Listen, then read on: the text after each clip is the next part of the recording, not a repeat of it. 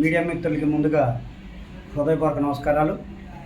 మరి ఈరోజు press meet పెట్టడానికి గల కారణాలు ఏంటంటే, మా ఫ్లోర్ లీడర్ మిథున్ రెడ్డి గారిని అక్రమ అరెస్ట్కి నిరసనగా ఈరోజు పెదపాడు మండలం అపనవీడు గ్రామం జందులూరు నియోజకవర్గంలో నిరసన కార్యక్రమం ఏర్పాటు చేయడం జరిగింది.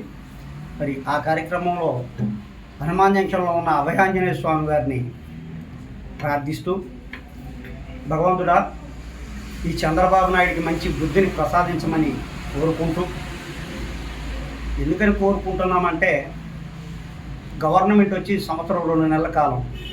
ఈ సంవత్సరం 2 నెలల కాలంలో చంద్రబాబు నాయుడు గారి పరిపాలన ఏ విధంగా ఉందంటే, అమలు కాని సాధ్యం కాని హామీలన్నీ ఇచ్చి ప్రజల్ని నమ్మించి మోసం చేసిన చరిత్ర చంద్రబాబు నాయుడు గారిది.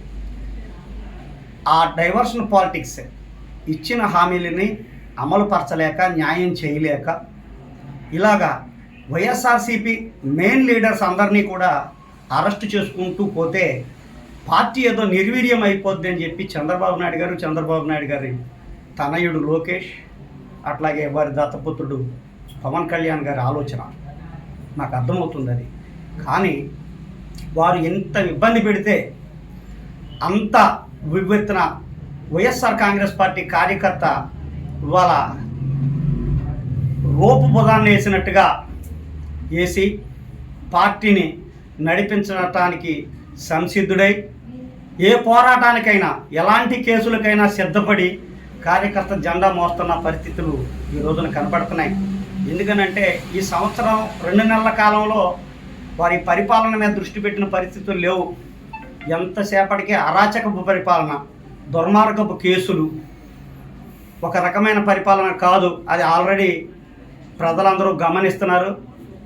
రేపు రాబోయే రోజుల్లో ప్రజలే తనకి బుద్ధి చెప్పే రోజులు త్వరలో ఉన్నాయని చెప్పి ఈ అక్రమ అరెస్టుని ఖండిస్తూ ఈ రోజున నిరసన కార్యక్రమాన్ని తెలియపరచడానికి మేము బయలుదేరితే పోలీసు వారు అనుమతి లేదు, మీరు నిరసన కార్యక్రమం తెలపడానికి వీలు లేదు అని ఆంక్షన్స్ పెట్టాడు ఆయన. అంటే మనం హిట్లర్ పరిపాలనలో ఉన్నామా, ప్రజాస్వామ్యంలో ఉన్నామా అర్థం కావట్లా. ఎందుకనంటే హిట్లర్ పరిపాలన అయితేనే ఇలాంటి పరిస్థితులు ఉంటాయి. ప్రజాస్వామ్యంలో ఒక మనిషికి ఒక ఇబ్బంది వస్తే ఆ ఇబ్బందిని నాకు ఈ ఇబ్బంది కలిగింది అని చెప్పుకోవడానికి మనకు ప్రజాస్వామ్యం అనేది ఒకటి ఏర్పడింది. ఆ ప్రజాస్వామ్యంలో నా జ్యుడిషియల్లోకి అడుగు పెడతానికి లేదు అని హనుమాన్ జంక్షన్ పోలీసు వారు, సర్కిల్ ఇన్స్పెక్టర్, ఎస్ఐ అందరూ హుకుం జారీ చేస్తున్నారు. అది ఎంతవరకు ధర్మం? మేమేమైనా తగులకు వచ్చామా, గొడవలకు వచ్చామా, ఏ విధంగా వచ్చాము? మేము ఒక వ్యక్తిని అన్యాక్రాంతంగా అరెస్ట్ చేశారు, ఆ వ్యక్తికి సంఘీభావంగా మేము నిరసన తెలపటానికి వస్తే ఇన్ని కండిషన్సా?